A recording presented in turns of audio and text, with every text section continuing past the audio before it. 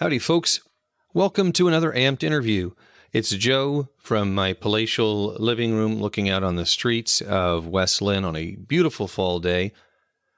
Dan and I are physically as close as we have ever been. As you are probably aware, we haven't met yet. Right now, though, he is 5 hours north of me at a conference in British Columbia, Canada, and I have had no opportunity to run up to see him.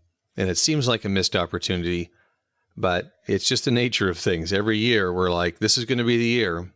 At any rate, I had an interview that I wanted to make sure that we shared. We actually have a bunch of content in the queue that is just waiting for us to edit and fully produce. A couple of them are what has turned out to be fairly popular, the video responses to songs. But I am such a poor editor of video. I'm really good at audio. I want to tell you, I'm very good at audio. I am so bad at video. It's such a, I waste so much time. So those are coming. We've got two of those already recorded. We also have an interview with Chrissy Nordoff that I just did about a week and a half ago, and I'm looking forward to sharing with you. So stay tuned. We got those coming. I appreciate your patience. I will get better at editing videos. In the meantime, we are returning to a guest that we spoke with at the beginning of the summer, Dr. Ramona Probasco, and I love chatting with her. And after our conversation, we touched base and decided that we wanted to continue the conversation to make sure we explored some other areas. It's a serious topic. You will know as you listen that I am passionate about it. I hope you enjoy it. I hope you share it with folks. I want to, as always, thank you for continuing to listen and to share. Have a great one. If I don't talk to you before Thanksgiving, God bless.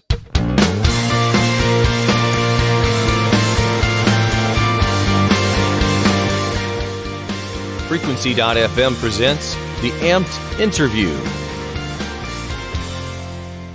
I'm really grateful to invite back on Frequency a guest that we had on earlier this year, Dr. Ramona.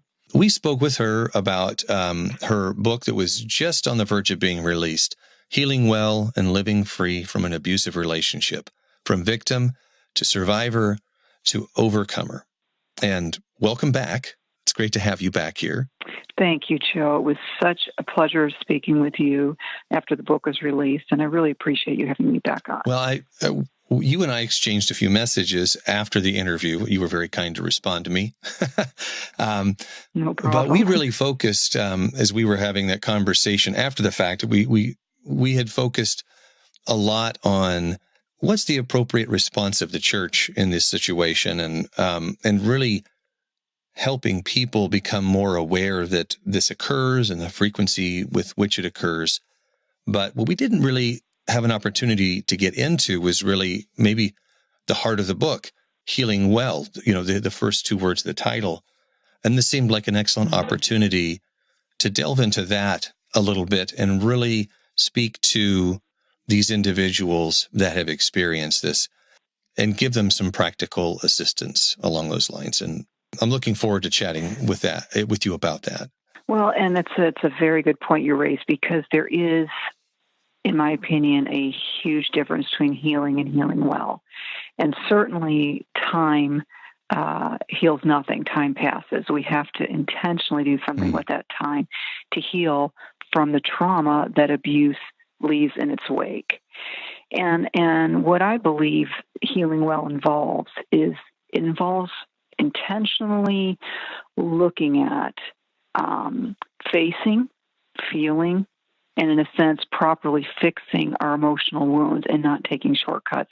It would be like, say, for instance, the story I share in my book is about when I was a kid and my brothers and I would get on our bicycles and we would go barreling down the hill, and inevitably, often one of us would wipe out, or, we would get injured.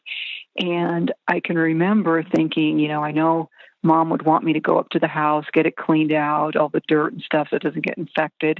But she would always use this stuff called Mercurochrome. I know I'm totally dating myself, Joe. I know. Okay. But it was that awful red stuff that our mothers would chase us around the house and try to put on whatever our cuts and scrapes were to keep it from getting infected. Well, just like we have to clean physical wounds, we need to address emotional wounds. Just like a broken leg won't fix itself, neither will a broken heart. And abuse does cause brokenness. So there's things that we need to do for ourselves to be able to actualize healing well. I think that's tough for some people to accept. In a similar fashion, like grief doesn't have a specific time frame. You can't shortcut grief. You can't shortcut regaining trust.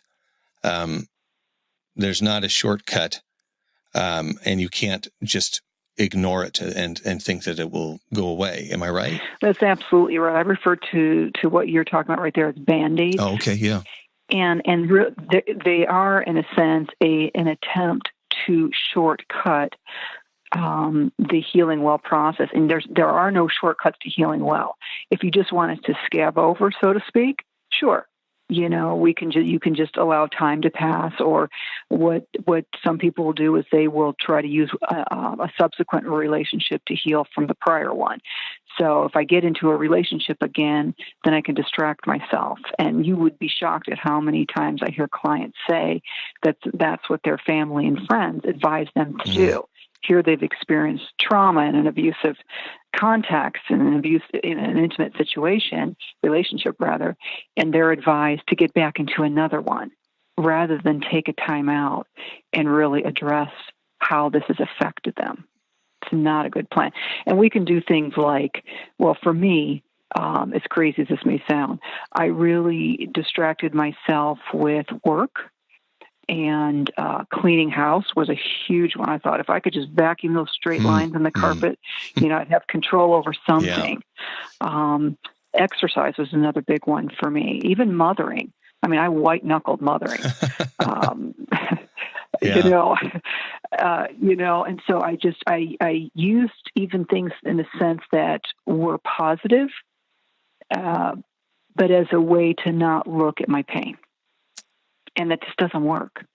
It seems that busyness, you say Band-Aids, it seems like these maybe temporarily effective means of, I'll call it self-medication, finding some way to distract or to gloss over or temporarily assuage the pain, but it's not, it's maybe some aspect of healing, but it's certainly not moving toward that kind of the positive space where we want to ultimately be. Right. It's not healing well. And, one of the things that I spend time teaching the reader is about this term referred to as super traits. And actually, it was originally coined by Sandra L. Brown, who has done a lot of research on helping people heal from a narcissist and things like that. But anyhow, super traits in a nutshell are elevated traits such as loyalty and high loyalty, high tolerance, high empathy, high relationship investment, meaning you're going to continue to try no matter what to make the relationship work, a sense of over-responsibility, and trusting before trust is earned. So in a sense, all of us, unless a person is a sociopath, we all have empathy. Yeah. Okay, we all have a certain degree of empathy. But when we have elevated levels of these traits, it puts us at a greater risk for staying in the relationship, trying harder, and feeling like you can bear influence to, quote, help your partner or your abusive partner to change. And so I help people to identify these risk factors within themselves and learn how to manage them better and manage them in a more healthy way. Because a lot of these traits, the idea that they're positive traits, but because, and I consider myself a pretty empathetic person, but at some point it sounds like you can go over that line, and like loyalty, that loyalty to the point where you have ceased to recognize that this is not healthy or rational or practical. Other people would have recognized ahead of time, I shouldn't be here. This isn't maybe worth salvaging. That's really intriguing to me, that we're taking a positive trait and pushing it too far over the line. That's exactly right. And so the idea that more is better. Yeah. So right. and then when you interweave faith, and for me personally, my faith and my really lack of understanding of God's heart for this matter, but certain things I projected on God that I thought that, just certain things that I thought that he wanted me just to forgive and move on and forgive and reconcile and all this kind of stuff.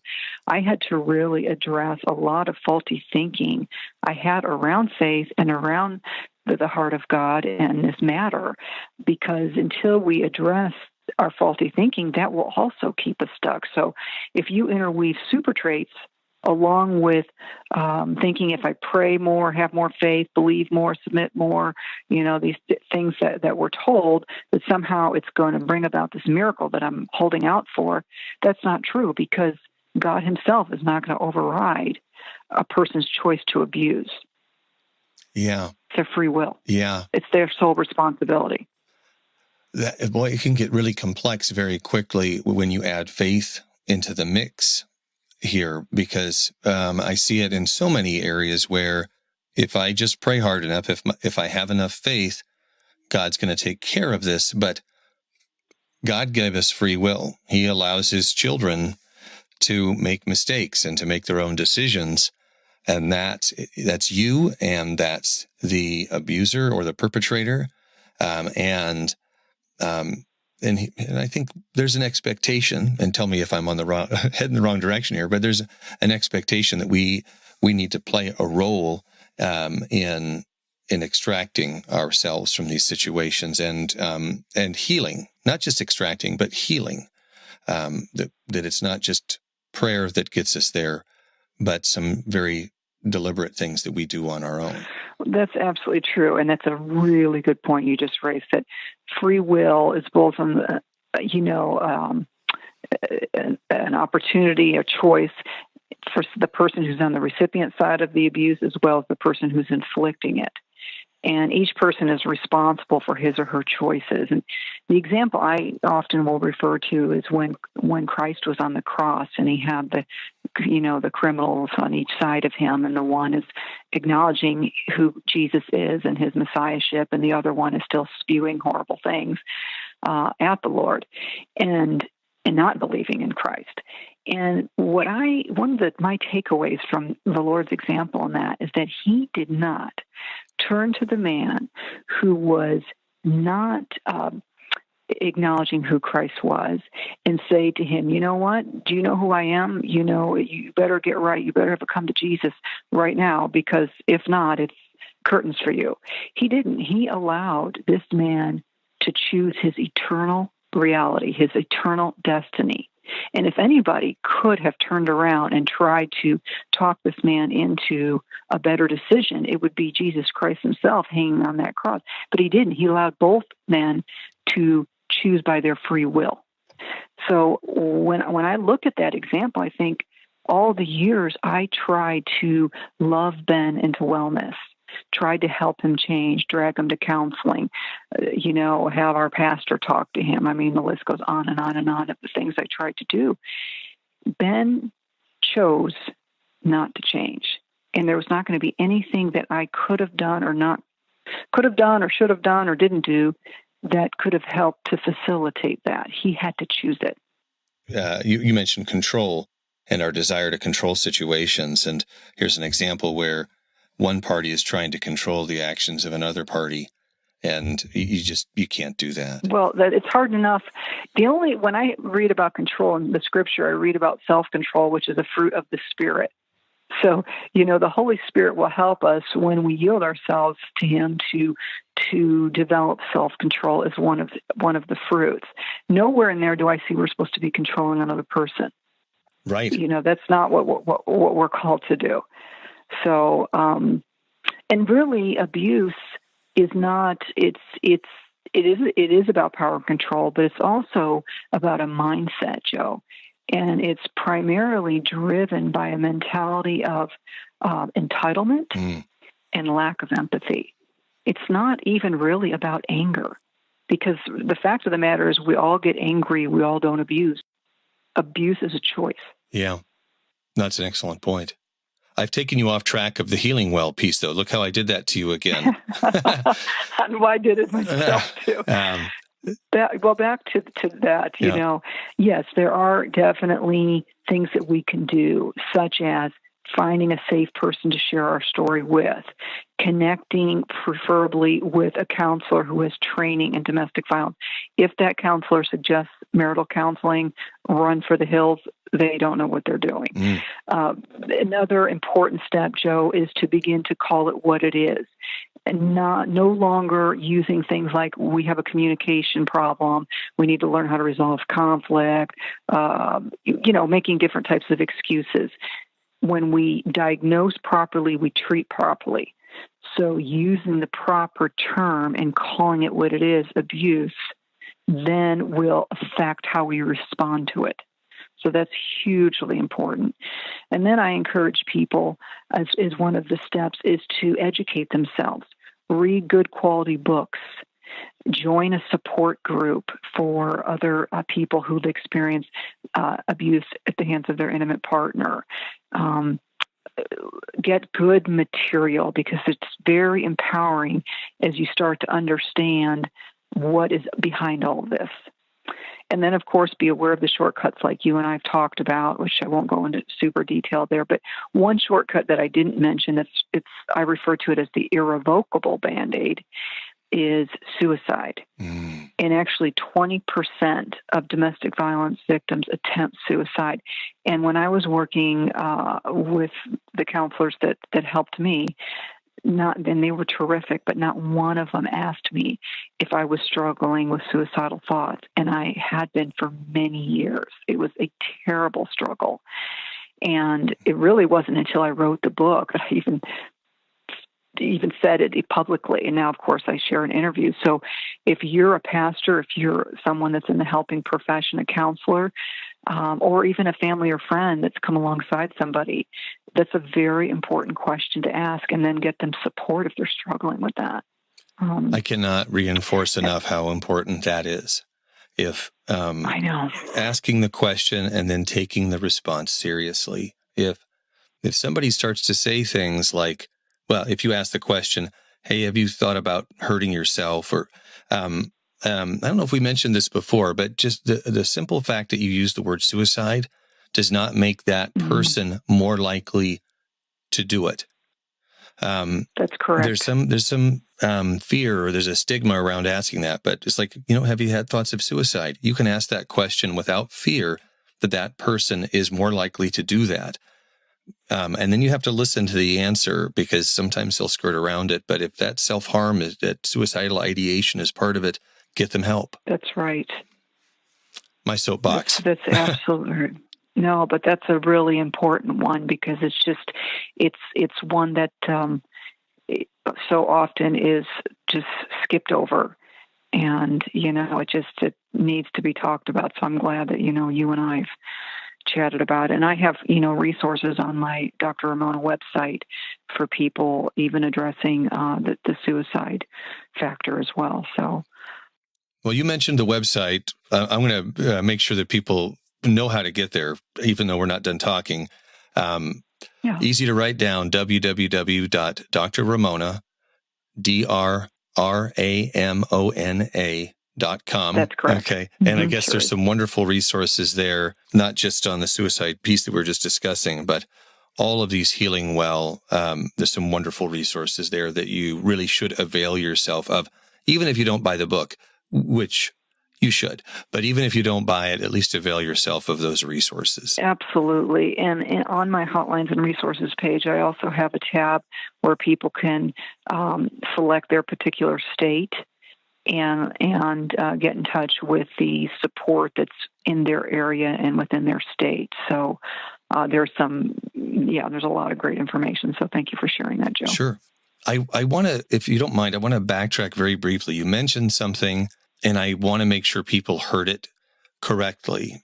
You said that if you go to a counselor and they suggest, if you go to an individual counselor and they suggest marriage counseling, you should run away. Mm-hmm. Even though That's right. I know what the answer to this question is, I do want to ask you, why is that something that we should avoid in this circumstance? Well, there's several reasons, but the most important is that it can be dangerous. It can even be fatal. Because first of all, someone who is experiencing abuse from their intimate partner is not going to feel comfortable sitting in front of that person, openly dialoguing. It's hard enough to share the story, let alone try to share factually what's happening with the partner sitting right there. And then it puts them at risk for harm on the drive home, just after the session, and so it's just not wise. It's not a good idea. It's dangerous. I really wanted to reinforce that point because it sounds, on the outside, it sounds logical that marriage counseling might work, but it's just not the right way to go. I wanted to revisit that. Thank you for allowing me to come back to that. Well, because it's not a marital issue. Abuse is the sole responsibility of the abuser. Mm-hmm. A marital issue is when both parties, in a sense, are responsible, to learn how to communicate. And that doesn't mean that in relationships where there's abuse that people can't learn how to communicate better, how to resolve conflict better. But we have to separate it out. We have to separate out what is, in a sense, normal couple struggles from abuse. Abuse is about a mentality. Right. It's about how that person thinks. It's about a power differentiation. It's not about normal couple struggles. Yeah. So you have to separate the two. But when for instance, I've talked to a lot of just terrific pastors, and they're well-meaning and they want to help. But if they don't have training, or if a counselor doesn't have, not every counselor, like I have a ton of training on this, and so I'm qualified, but there's plenty of things that I refer out because I'm not qualified. So this can apply to a counselor as well. If you do not have the training on the complexities that surround this particular issue, and that meaning violence and abuse, it doesn't have to be just physical, it can be verbal, emotional, spiritual, financial, sexual abuse within an intimate relationship. If you don't have that training, then you're going to apply what you know. And if what you know is what you use with normal couple struggles and impasses that all couples go through, then that's what you're going to apply, but you're not going to help them. And if anything, you're going to make matters worse and even potentially dangerous. I think you have a moral responsibility to refer that person out. If you are, that's exactly right. Yeah. If those of you who are listening, you're probably already aware my wife is a therapist, and these are things that I get to learn whether I've asked for the information or not. But I feel like it makes me a more rounded person and able to have conversations, important conversations like Dr. Ramona and I are having right now. The title of your book, the last word is overcomer. I don't know if we touched on that last time. Why is there a distinction between the word survivor and overcomer? Well, when you talk about the subject matter of domestic violence, you hear about a victim or a survivor. And a lot of survivors, in my opinion, are overcomers, the way I define overcomer. But there's a lot of survivors who call themselves survivors that are not overcomers. And what do I mean by that? Mm-hmm. To me, what I learned is that there's a third stage to healing, and it's this overcomer stage. And it's something that the Lord taught me in the 4 years it took me to write the book, and in my own healing well time. And it involves a lot of things, but it involves not just living beyond an abusive relationship. It involves really living, or what I say is thriving beyond an abusive relationship. And for an overcomer, there are certain things that I believe that they learn to do. They learn to love themselves in a healthy way. They crave more than survival. They recognize that there's purpose in their pain. They're no longer living a life that's shrouded in secrecy or shame. they're committed to the entire process of healing well, even if it takes time, which it does, and it's difficult, which it is. They learn how to trust their gut, because in these relationships, in order to stay, we have to dial down the volume on our gut. So they learn how to turn that volume on their gut again and start to listen to it. They call it what it is. They use the proper terminology. They no longer wear masks. They no longer keep secrets. They learn how to manage those super traits that you and I talked about earlier. They recognize red flags and they adhere to them. They don't just say, it's pink instead of red. They learn how to set healthy boundaries. They work through the process of forgiveness. They connect with healthy community. Those are just a few of the things. I have a whole Healing Well Living Free guide for overcomers at the end of my book, and it's a several-page chart where in the first column, I talk about how a person thought, behaved, reacted when they were, in a sense, being abused, when they were being victimized. And then what an overcomer does is they continue to heal well, how that changes from victim through survivor onto overcomer. But it's definite things we need to do. It doesn't just happen because we want it to. These are good words. That's a lot, I know. These are good words, though. As we're looking to wind down a bit, are there anything that we should share in addition that we haven't touched on related to healing well, related to your book? I'll tell people where to find it, but I want to make sure. Sure. Is there any other points that for that person who's listening right now, who is in that relationship or who has a loved one who's in a relationship, should hear right now? Well, if they have a loved one in the relationship, the best thing a person can do is to believe when someone shares even a morsel of their story, to believe them, because it takes such courage and strength to disclose this secret. So that's the first thing I would say. And then to support someone, it's in some ways, it's similar to the actual person going through the Healing Well steps, in that you want to educate yourself. So a book like mine or other great books that are out there, read and learn so that you can be a good sounding board. And when they ask you for information, you can provide good information. But what I'd like to leave your listeners with is that at one time in my life, if they're listening to me in the car or wherever they're listening to me, I was that person listening. I was that person, that was just consumed with the relationship and just trying to make it better and to make the pain stop. And I never saw myself being where I am today. But where I am today is where anyone can be if they will choose to pursue healing well for themselves. And what I've laid out my actual steps that I used in my own journey, and that I now use with clients and I teach today. So it's very non-clinical, like we're sitting down having a cup of coffee. That's how I approach the writing of the book. But that's what I want to leave people with, that I know what it feels like to be stuck, scared, angry, confused, crying yourself to sleep, feeling very alone and isolated. I know what that feels like, and your life can be different. And there is life after abuse. There's actually a great life after abuse if we heal well. That's wonderful. That's wonderful. So we've been talking to Dr. Ramona.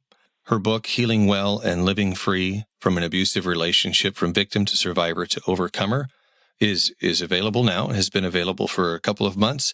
Ramona, where would you suggest people go to find your book? They can go to Amazon, online, of course. Anywhere books are sold online, Amazon, Barnes & Noble, Christian Book, Books A Million, they can get the book. So just point and click, and it's available on Kindle too, if they'd like the Kindle version, because some people prefer that. Yeah, you could have it in a matter of a couple of minutes if you if you want it right now. And I highly recommend the book. But also, again, whether or not you get the book, check out drramona.com. We'll put a link we'll put a link on the website on our post so that you can easily get there. But just for the sake of reminding people, www.drramona.com, drramona.com. Check out those resources. Get a copy of the book. Support an individual who is working very hard to help people move from victim to overcomer. It's a hard journey, and we appreciate that you've picked up the ball and are running with it, Ramona. Well, you know what? I feel like that's what we do, is that we turn around and we reach back and take the hand of someone else, because I was once there and I get that. And I just want your listeners to know, they aren't alone. There are resources out there that they can connect with, because we do our best healing in community, not in isolation. So, and I pray, my husband and I pray every week. There's a prayer that I wrote out for the readers that he and I pray together. And I actually have a prayer team that meets every week to pray for the readers of the book. So they're getting prayer too, and I hope that's a comfort to whoever's listening. It's a wonderful blessing. Thank you for doing that. You're welcome. Thank you for having me on. Frequency.fm is a podcast featuring Christian artists, authors, creatives, and experts. For more music reviews, book reviews, and articles, please visit us at frequency.fm.